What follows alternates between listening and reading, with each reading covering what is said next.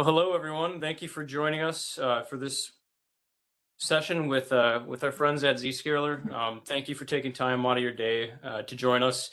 I know everybody has busy schedules, but we very much appreciate that. By way of introduction, my name is Tony Peters. I am the Network and Network Security Practice Director at Evolving Solutions. And so what that means is I lead the team of pre-sales and post-sales delivery architects and engineers that deliver these sorts of solutions. And so we're excited to kind of bring you a webinar with one of our strategic partners, Zscaler, and being able to deliver kind of a high-level architecture to meet zero trust solutions. And those zero trust solutions, as we all know, get incredibly complex, incredibly fast. And I am here to tell you that Zscaler is second to none in helping clients out with Zscaler with zero trust solutions. And what they do say they actually do as far as reducing cost, reducing complexity, delivering a good end user experience. Very, very few unhappy customers of Zscalers, what we've seen over the years of partnering with them. And so we're super excited to have Paul Ozzie with us. He's a solutions architect with Zscaler. He'll be delivering most of the content, but we do have a separate Q&A panel, and we have a whole list of panelists to answer questions for you.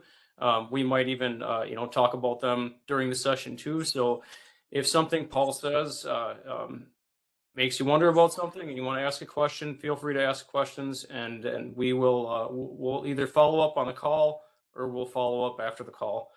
So without further ado, Paul, you want to take it over? Absolutely. Good afternoon, everyone. Really appreciate your time. As Tony mentioned, I am a solutions architect here at Zscaler, and I've been with Zscaler for about 1.5 years, but I've been in the networking and security industry for over 25 years. So really, really happy to be here. We've got about 35 minutes. There's quite a comprehensive agenda that we're going to be covering over the next 35 minutes. In 3 slides, I'm going to give you an overview of who is Zscaler. And then, having been in the industry for over 2 decades, I'm going to share the current landscape and what's really driving zero trust. And again, zero trust can mean a lot of different things for different people. I'm going to focus on what that means at Zscaler, and we're going to dive deeper into one of our solutions, Zscaler Private Access. And if you really pay attention at that third bullet, that Zero Trust No Access, ZTNA, it's going to answer the questions or at least demonstrate how we can reduce cost, complexity, deliver a great user experience, eliminate the attack surface, and then really preventing lateral movement of threats, and really preventing lateral movement, period, threats or not. And we'll focus on those 4 pillars. And as Tony mentioned, if you have any questions, please let us know. We'd be more than happy to answer your questions. So let's shift gears and talk about the Zscaler. People are typically shocked and they're not aware that Zscaler's been around since 2007. So that's going on 16 years.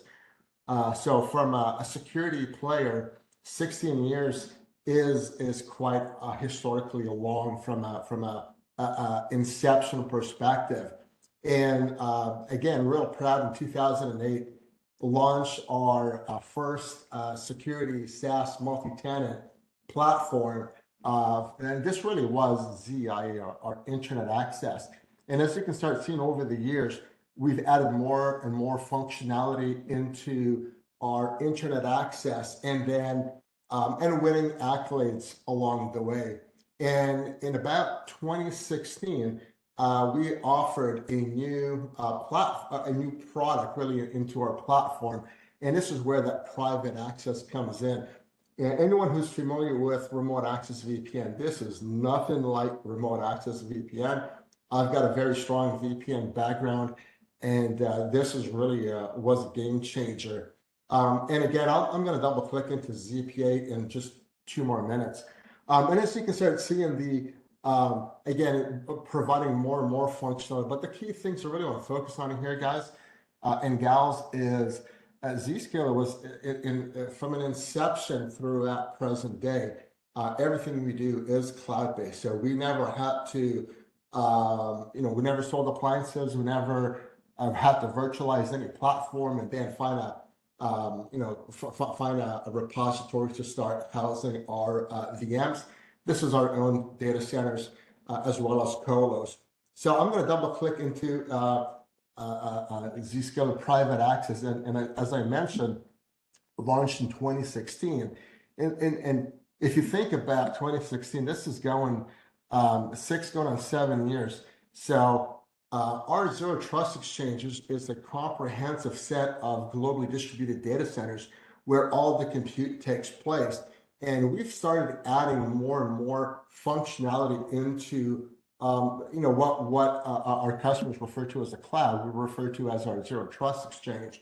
And from that functionality, we've added clientless access. So this is not leveraging the client, but a browser to access resources, integrating with any identity provider, but having scan capabilities, and then expanding that not just from a user, but to workloads from a segmentation perspective. So the portfolio is expanding and the capabilities are expanding with that. Now, I did mention the 150 plus globally distributed data centers.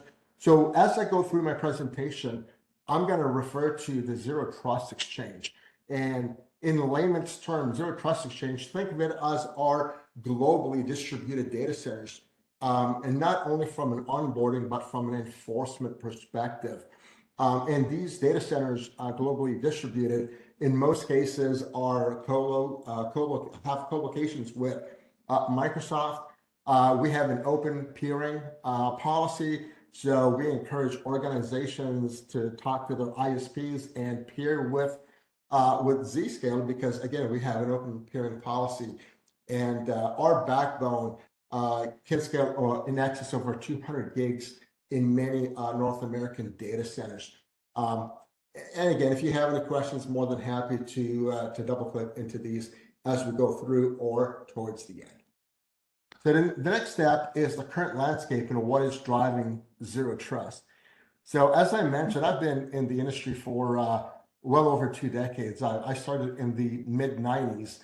And I grew up with the traditional network architecture where you had the 3 tiers, you had the core, the distribution, the access layer, and all the networks were built like this. The data center was the crown jewel.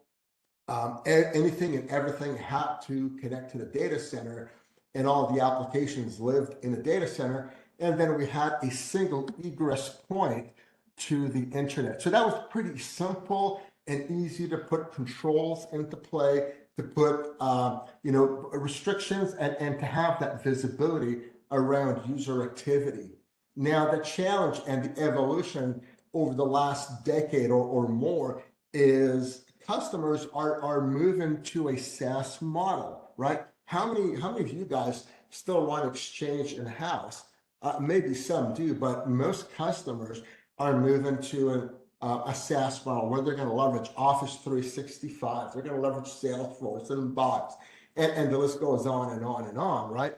So now access is from a data, from an application, no longer centralized in that data center, that traditional data center, and now it's throughout, and we're pulling compute from Azure and AWS and GCP. So now our workloads, our applications, our data, it's no longer centralized. It's really all over the place, and our users are working from anywhere and everywhere. And I think COVID really drove that adoption of work from anywhere even more. So now as an organization, the challenge becomes, I've got users everywhere. I've got my data and my applications everywhere. But my security and my control and my visibility still is in that data center. So we're either backhauling all that traffic back so that I can control it, or we're letting that go through direct internet access and not having visibility or control into what the remote workers are trying to do, right? So there's a lot of challenges with that. So there's a few options that I'll jump into, how Zscaler is going to be a little bit different. So first option, again, if you're networking, you grew up building, I'm going to call them highways, right, for the applications and for the users. So I'm going to build highways from my data center to my branch site, to my regional office, to my teleworker via that's remote access VPN. And as we're building more and more compute in Azure and AWS, we're going to start building express routes and tunnels, and everything comes through the data center. And why do customers, why do engineers do this? Well, because that's what they've been doing for 3 decades, right? We all grew up with this three-tiered network architecture that we've adopted. But there's a lot of challenges with this. The number one challenge is if I got to backhaul all my traffic to the data center, think about the road warriors that are traveling. Maybe that data center where the concentrator is located is, I don't know, centralized in Chicago or Denver, but your sales force is coast to coast, and now you're backhauling that VPN traffic halfway across the country, trying to access resources, whether these are on-prem or whether the resources are SaaS-based. So really a very poor user experience. And because it's a hub and spoke and it's traditional routing, what stops a user, what stops me from VPNing in and launching an Nmap instance and scanning and probing all the IPs and all the open ports on a specific network? Nothing stops me from doing that, which means if my device gets compromised, if I have network access, then that compromised device with a bad actor on it has network access as well. So there's a lot of risk with that. And I would not want to be the administrator that has to manage all these tunnels. So you can only scale so much. And this is really one of the number one reasons organizations struggle with cloud adoption, right? They bring a legacy way of thinking into a modern network approach where the internet is the new network, right? And we've been leveraging that for a long, long time. Now, here's another option. And I made a good living designing and deploying this for many years for customers. And that's taking that same scenario, and rather than bringing all the traffic back to the data center via MPLS or via tunnels, what we're doing is start deploying additional firewalls at the branch, at the regional offices. And as we spin up workloads in Azure, AWS, let's put some more firewalls there. And let's not forget, we want high availability. So we're going to add secondary firewalls all over the place. Needless to say, as I look at this, and anyone who's managed firewalls, the first thing that comes to mind is, man, that's a lot of firewalls from hardware you got to purchase, from an operational overhead. You got to maintain and manage all the software and all these devices. I've got to make sure there's no vulnerabilities, and if there are, I've got all these firewalls. I got to go ahead and upgrade the firmware. So there's a lot of challenges that comes with this, but obviously there's got to be some benefits. One is I don't have to backhaul all the traffic back to the data center, so we can eliminate some of that MPLS, or we can at least right-size it, no longer requiring X number of megs. We can maybe reduce the requirement and get some cost savings. And I'm not backhauling all the user's traffic, so it's going to be a little bit better. But now on the downside or the con side, I've got all these different devices. From an operational overhead, it's gone up exponentially. Every firewall that you're placing on the internet that's got open ports or any type of NAT translation, it's a device that can be probed and can be compromised. And as soon as you do that, you've got access to that device and or the network. Again, that is a big challenge that organizations face. And if all the things that we've been talking about from an architecture perspective, right? So we're going to go ahead and deploy more firewalls. And if the things we're doing are so great, then why are we still hearing about breaches? Sure, in 2022, we did not get more breaches than 2021, but 42% of more Americans are impacted by the same number of breaches. So think about the ramification to customers and employees and organizations with these breaches. And again, we're doing more, we're investing more in security, but it doesn't look like it's paying off. And these breaches, the average cost is going up and growing, where it's over $4 million cost per breach. And yet we're doing the same thing over and over and over again, buying more hardware, buying more appliances, and let's set up more VPN, and we're struggling with this, right? And I really love this quote, right? Instead of doing the same thing over and over and expecting different results. And to me, that's spot on. And I'll tell you, I've been doing this for a long time, work with a lot of different organizations globally. And at one point, you're just getting from one box to another box, from one version to another version.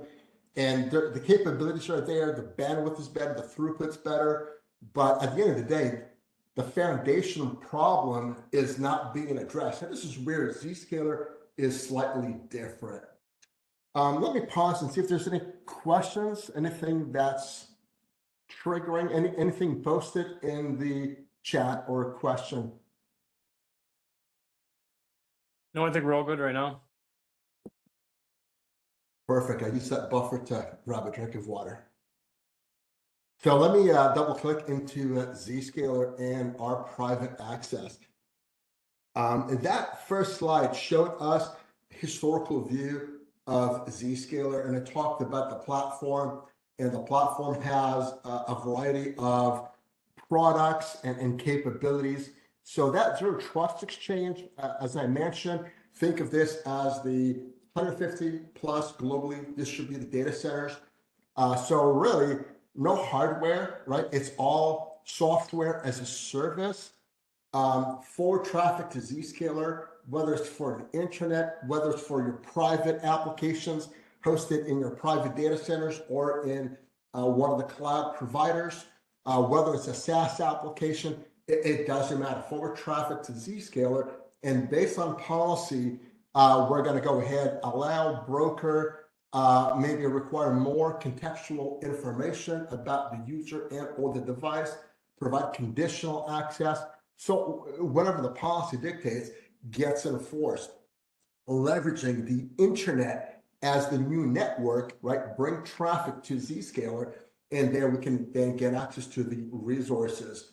And also in that comprehensive solution that we're talking about, the same client that we're going to install on whether it's a Mac, Windows, Linux, Apple, iOS, Android device, same client, it gives all the capabilities we're talking about. So you don't have different clients. So whether it's internet access, whether it's private access, and we want to be able to see what's going on a device from a troubleshooting perspective, or why is the SaaS application not loading and you're working from home? How do I identify what the root cause is?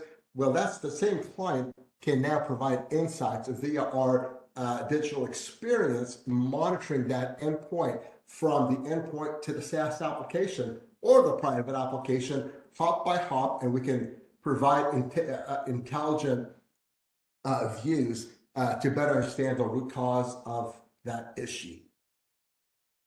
So as I mentioned, I want to really double click into the Zero Trust architecture. So that the number one challenge that customers face is scalability. And then how do you provide access without providing too much access, right? And then how do we get control into when people are not necessarily in one geographical office and they're maybe scattered? So that Zero Trust Exchange, because we are globally distributed, there's always going to be a close data center to whichever city you're located. And we're going to leverage the internet. So I don't care if it's broadband, I don't care if you're running fiber at home or if it's a 4G, 5G satellite, it doesn't matter. We're going to install a client or build a tunnel to the nearest closest Zero Trust Exchange data center. And then we're going to start building policies based on a variety of conditions and attributes. So we're going to integrate with your identity provider. We don't discriminate, whether it's Ping, Okta, Microsoft AD, ADFS, SailPoint, it doesn't matter. And we're going to leverage attributes from your identity provider. We're going to leverage attributes from the endpoint and build these together to identify whether that user is on a BYOD device, is it a corporate device, is he a member of this group, does he have this software or firmware installed on his device? And all this provides a very adaptive policy based on all the conditions. And then as it goes through the Zero Trust Exchange, if that's destined for a SaaS or to the internet, we send it out based on the policy that matches the user. If it's destined to private applications, whether that's in Azure, GCP, AWS, or your own private data centers, it doesn't matter. We're going to go ahead and provide that connectivity. So the policy follows the user, because I'm going to log into my tenant and I build my policy. As an example, if I build a policy for Paul, myself, it doesn't matter if I'm logging on from Dallas, if I travel to New York, if I go across the country to LA, or if I go to Australia or somewhere in Europe, that policy follows me, right? It doesn't matter. It's not bound to a firewall. It's not bound to a device. That policy is in the Zero Trust Exchange, and it gets enforced as soon as I connect to that Zero Trust Exchange. So obviously, there's going to be a lot of benefits by having a consistent policy, by allowing the device and user to connect to a close or closest data center, and you're always going to have the ability to control access based on the policy. So number one is user productivity, because I'm not backhauling anything. So automatically, by using the direct internet access and leveraging the policy, which now sits in the cloud, I've got a better user experience. There's nothing to backhaul, right? And now I don't have to put users on a network to get access to my private applications. And I'll double click into that and how we do that in just a few more minutes. We can scale, right? We've got customers with 60, 70, 100,000, 300,000 users and employees. So traditionally, think about this. You've got a firewall and it's got bandwidth capabilities. You turn on features and the functionality, and then the bandwidth, the throughput of that firewall gets reduced, right? So what happens if we need bigger capabilities from a capacity or from a bandwidth perspective? You gotta either replace that firewall or try to cluster it to get more devices to work and share the workload. Whereas with Zscaler, it's really as a service. You call Evolving Solutions, say, hey, I've got 5,000, 550,000 users. You want to increase that by 10%. That capability is added the very next day because it's as a service. And our architecture allows for infinite scale. All right, so this is where that Zenith scalability, Zscaler terminology comes from. And because we're collapsing a lot of the different security tools, there's going to be a reduction in cost. I mean, I've been doing this, like I mentioned, for a long time, and I've worked with a lot of great organizations across the globe. And the first thing they'll say is, listen, this is fantastic, whatever you're selling, but don't sell me another point product unless you remove a point product. So we've got enough security tools that we're managing today. The last thing I want is add one more into our portfolio. And then I got to bring in some in-house expertise to manage all these different boxes. Now imagine being able to consolidate SSL decryption at scale, CASB functionality, data protection functionality, URL and application control, firewall as a service, file and malware control, cloud sandbox capabilities all in one platform. So the reduction in cost and complexity is the consolidation of many different security services, security products. So again, there's a lot of benefit in security as a service. You go from a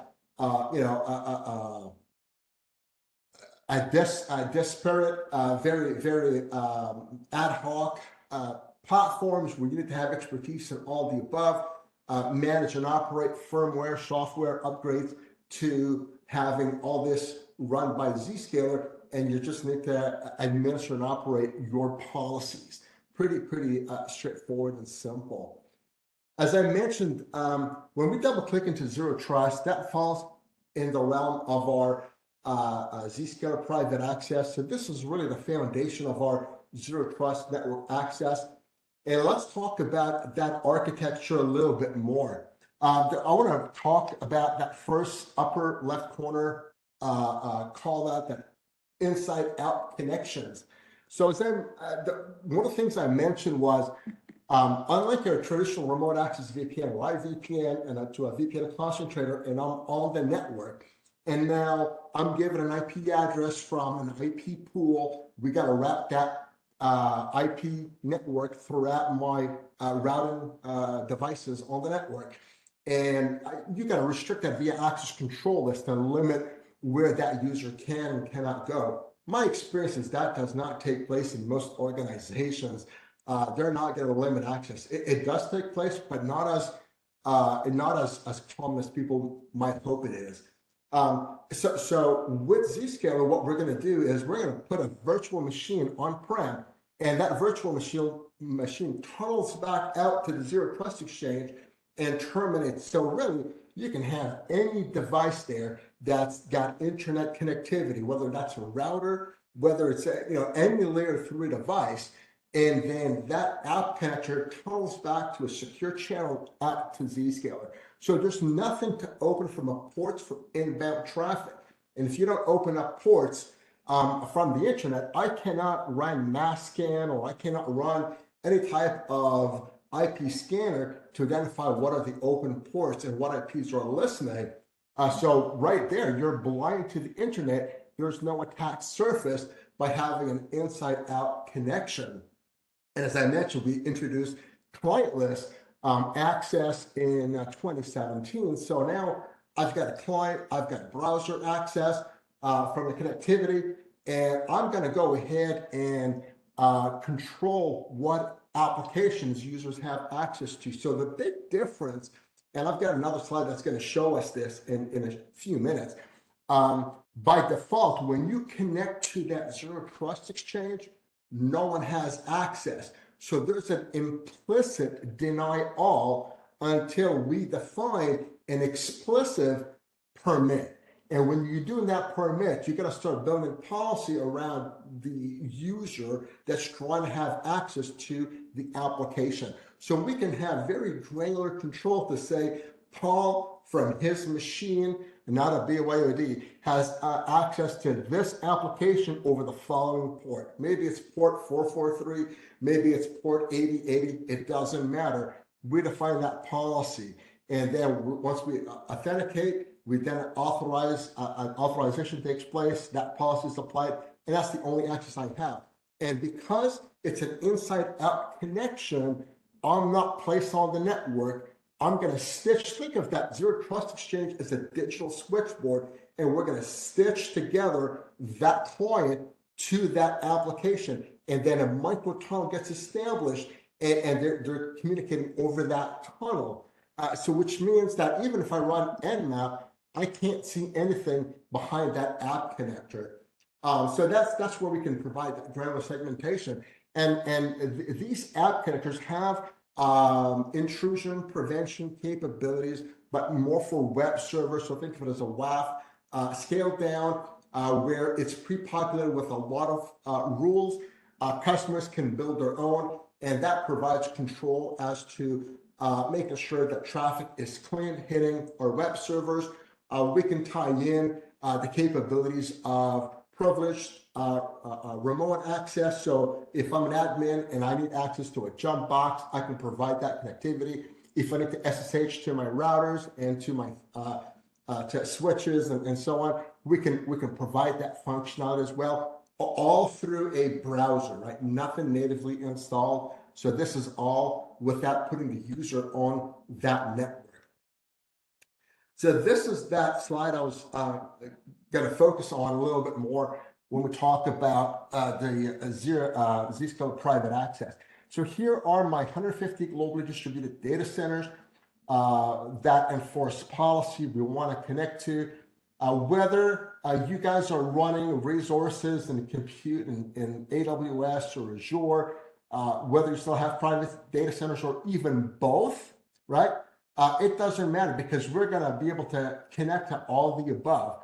And today you would have like an express route or tunnels to allow connectivity between applications that maybe need to talk to applications. So we're going to provide connectivity with that VPN. So what we're going to do is these are app connectors, these little blue icons with the Z inside of them. And what they do, they actually tunnel out and they connect to Zscaler, right? That Zero Trust Exchange. And here's that client connector that connects to Zero Trust Exchange. And when that user needs to access applications that sit in that data center, where he's going to form a micro tunnel based on the policy that's being enforced and stitch the app connector and that client connector together where we send micro tunnel between both, and that's where the data traverses, and then it reaches the application that sits behind that app connector, right? And no different when we've got resources in the cloud, we're going to have the same app connectors tunnel down to the Zero Trust Exchange. So now all these app connectors are tunneling back to the Zero Trust Exchange, and based on policy, that user will access the resources that he's entitled to. And think about your digital transformation journey, right? I've got a fat application that sits in my data center. We're trying to move to digital footprint. We're going to put this maybe in AWS or Azure. We're spinning it up, but we're still not there. We need to maybe access both. We can easily do that with the app connector and advertise your applications in both instances, your private data center, whether it's in Azure or your brick and mortar. And then if one is unavailable, it'll reach out to the other. And we can actually have a weighing mechanism where Zscaler will look at your load utilization, the round trip time, server response time, and through an algorithm, pick and choose the most suitable application that can service the user's request, right? And now, in the same scenario, what happens if that data center and the users that are on-prem, does it make sense for me to send my traffic to Zscaler and have this come right back down to my data center when, you know, typically maybe I'm not traveling and I'm going to be on-prem? Not necessarily, because now we can pull down the same service edge that does the enforcement in our Zero Trust Exchange. We can bring this down and put this in your data centers. And now to get access to the applications, it's the same process. We go through that service edge, except instead of being public, it's going to be private, right? And from a customer perspective, it's going to take up your electricity, rack space, or compute, and the policies are synchronized. Whenever you configure them, they're pulled down, and they are enforced for local users. And think about M&A. Here's another scenario. So I'm going to acquire another organization, and we need access to their applications and resources. Security team will always say, let's hold off on this. We don't want to provide connectivity until we understand the security tools, the routing, the networking. So this can take a lot of time. Whereas since we're not putting users on the network, all we need to do is tie into their identity provider. We can now deploy app connectors where the applications live and we can now provide direct connectivity from the users to those applications.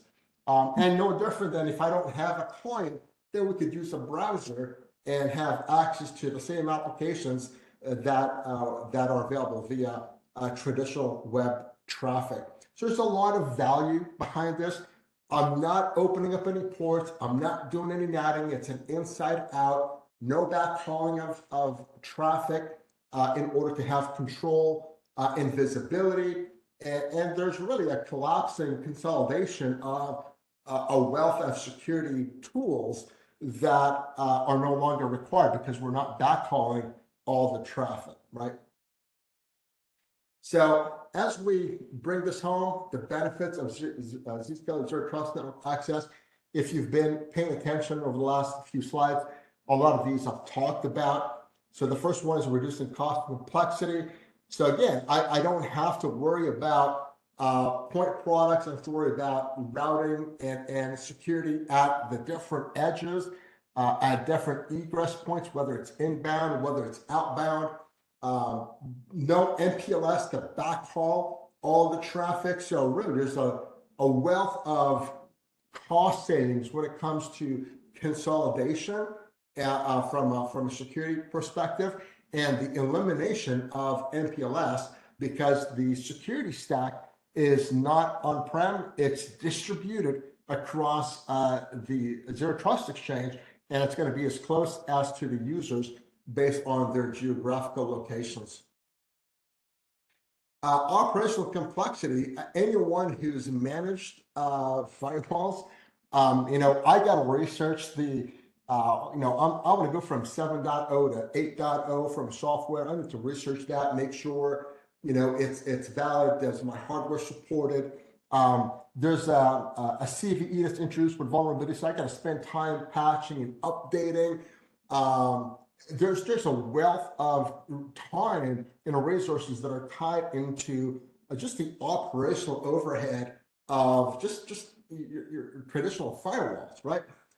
So with Zscaler, there's nothing a rocket stack, right? There's nothing to spin up. You're not doing software updates. You're not worrying about your attack surface and being exposed on the internet. It's an inside-out connection, so there's no access list to allow traffic coming in. So we're freeing up 74% of your operations team and your security team time to work with projects and anything else that they need to work on, instead of being reactive and trying to figure out what is the best version, what is, I'm going to migrate from this box to that box. I got to plan the migration.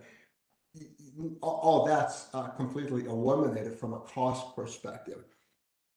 That great user experience, at this point, I'm just going to repeat myself because I'm not backhauling.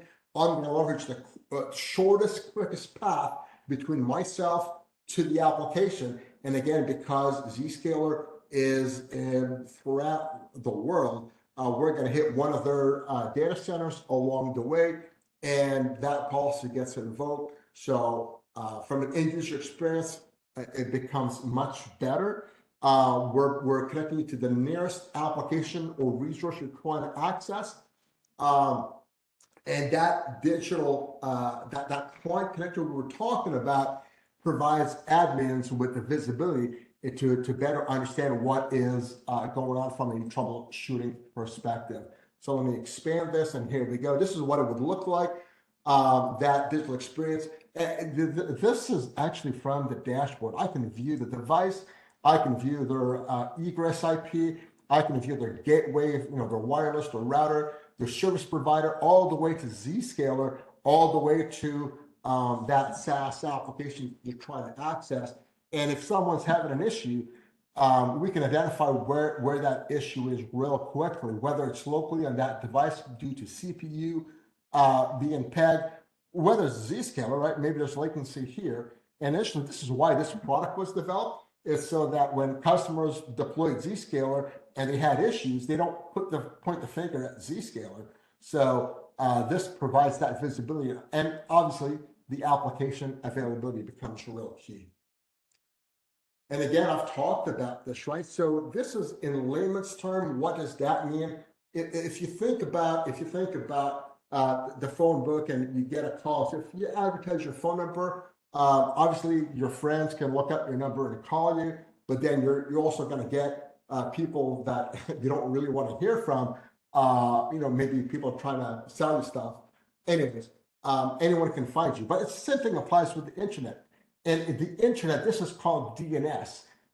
Anyone who's familiar with DNS, you can open up a command prompt, type NS lookup, name server lookup, and type, Zscaler.com, and you'll see their IP addresses. Then I can say, well, show me all their mail service, show me all the records for the following, and they're listed there. So now I could go ahead and use my mass scan network probe and start probing their IP addresses to see what ports are open, right? I can start seeing that. Whereas Zscaler, because we're going through that digital Zscaler Zero Trust Exchange switchboard, no applications are advertised. That's the same thing as not publishing your phone number. And if it's not advertised, only people that have access, your employees, contractors, they got to have a login, obviously, from an identity to be authenticated, and then there needs to be a policy to allow authorization for them to have access. Right? It's the same concept when it comes to your applications. And then prevent a lateral movement. And again, if I go back to the whole premise of not putting a user on the network, and all we're doing is stitching that connection between the user and the application, unlike a traditional VPN, which puts me on the network with a routable IP, ZPA does not give you a routable IP. Your applications, regardless of what their IP addresses are, when I try to look at my netstack -a command on a Windows box to see what is that remote connection, it shows a carrier grade NAT IP of 100.64.whatever/16. So for networking folks out there, that's a carrier grade NAT IP, which means it's not your public IP. It's not your server's IP address. It's a bogus IP that we present to the device, to the user. So I still can't do any type of network scanning to identify what is on that network. So if I only have access to this application and I can't see anything else, there is no way to have lateral movement across that network. And we can also deploy decoys. So think of this as a honeypot that allows to have high fidelity. If my device gets compromised and I'm going to put crumbs on my endpoint that any normal attacker can easily identify, like a passwordless file that's bogus, and if I start seeing connectivity to those decoys on the network, and this is all hosted in Zscaler's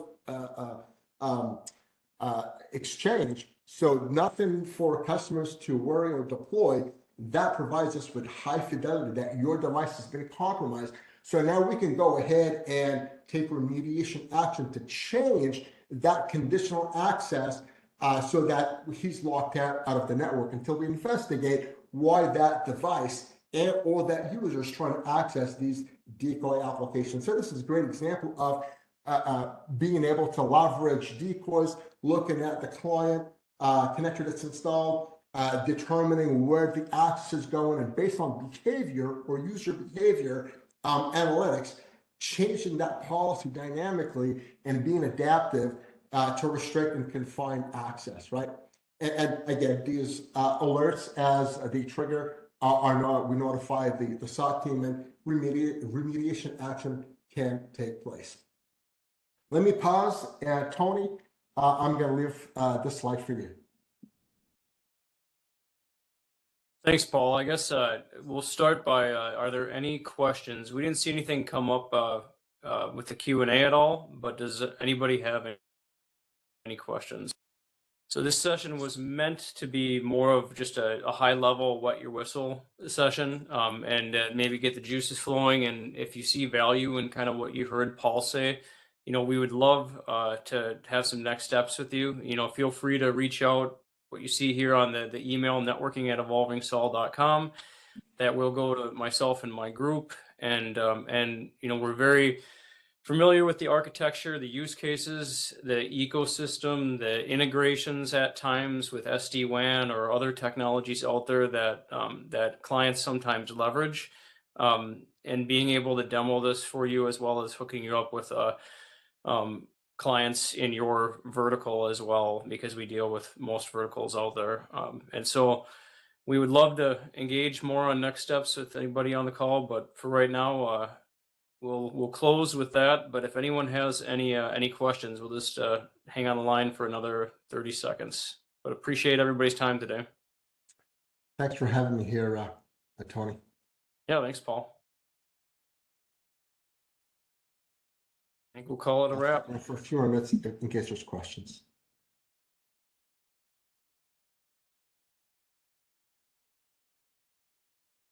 All right, appreciate it.